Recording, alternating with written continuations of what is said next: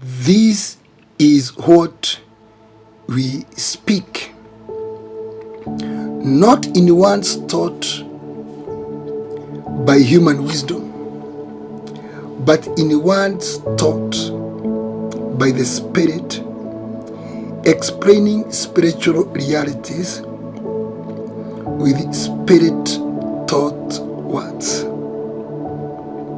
1 Corinthians 2 and verse 13, Demystifying the Holy Spirit. People of God, we continue to see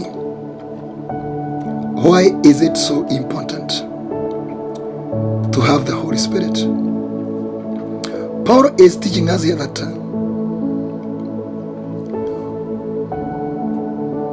but in words taught by the Spirit. How many times have you ever failed the test of verbal communication? Do you remember there is a day they told Paul that his letters are weighty and authoritative, but when he speaks with his own mouth, his speaking amounts to nothing.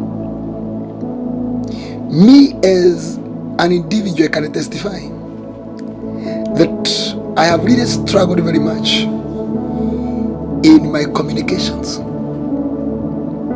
You will be speaking and you know you are speaking right, but the person you are speaking to will construe an offense in your communication.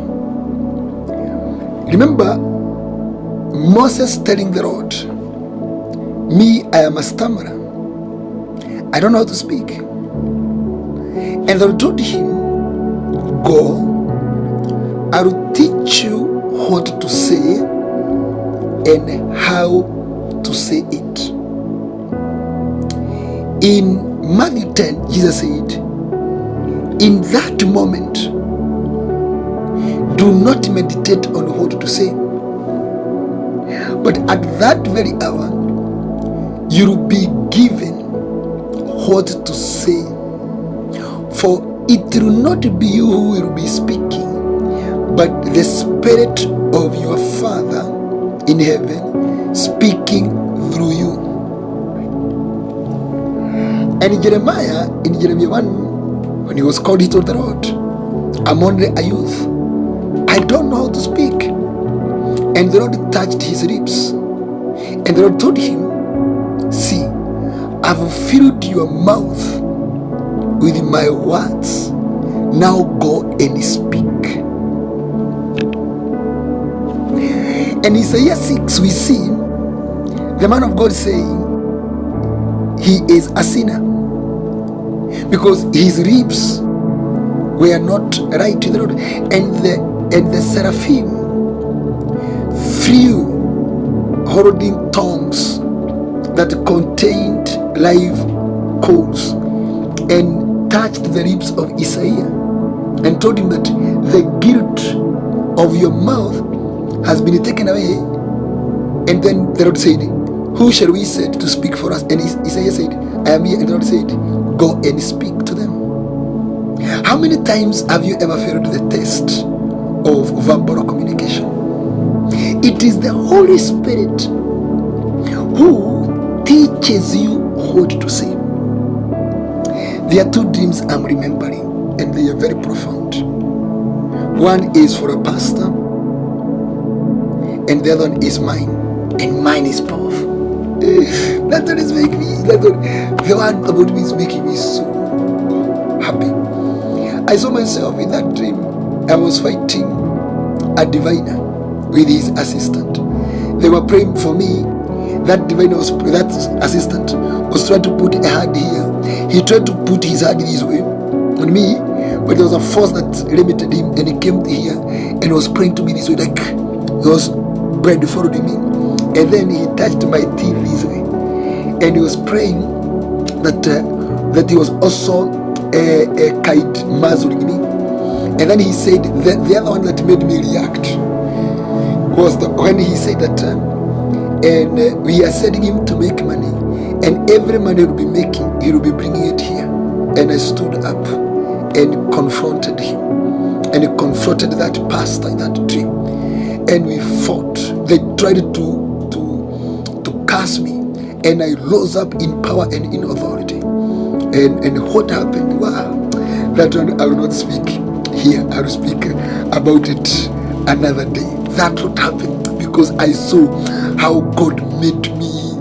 What happens, what was happening in heaven, the things that were happening in the spiritual realm, what came from heaven, what was given to me.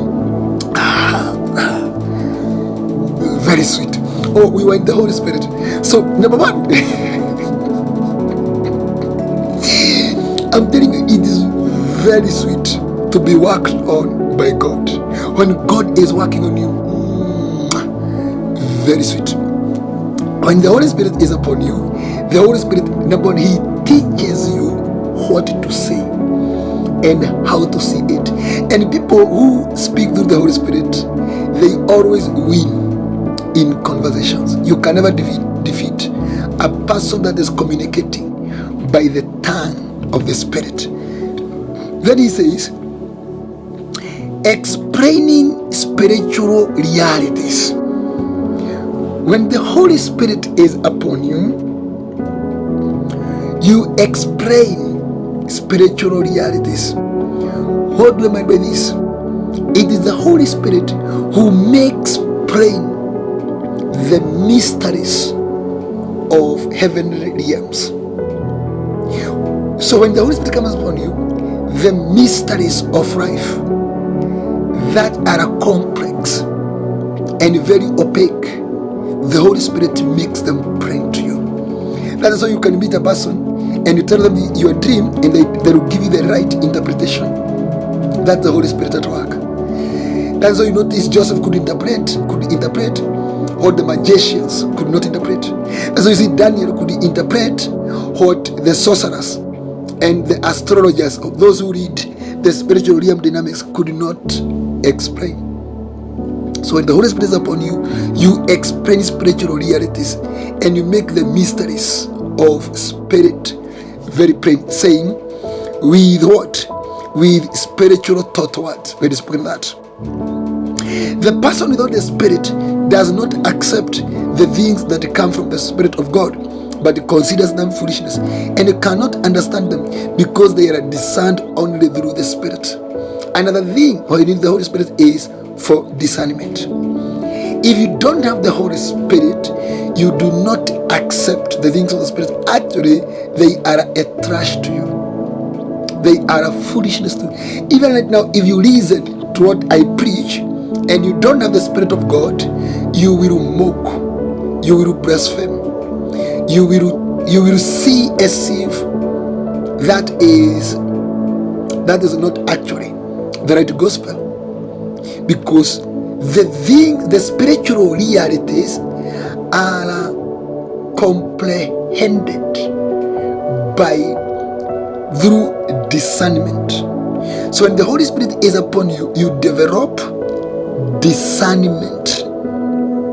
That is very important. The Holy Spirit gives you discernment. The person with the Spirit makes judgment about all things, but such a person is not subject to merely human judgment.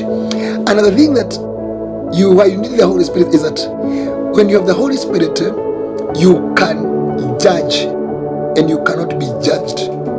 A person with the Spirit can pass a policy and force its implementation, but you cannot pass a policy or a law to a man with the Spirit. They are above the law.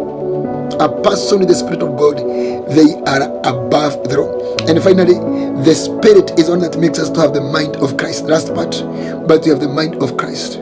So we need the Holy Spirit, number one, so that we can speak spirit realities. We can be taught by the Spirit how to speak. We can also have the discernment, and also we can judge everything else. And as we are immunized from any kind of condemnation and any kind of judgment.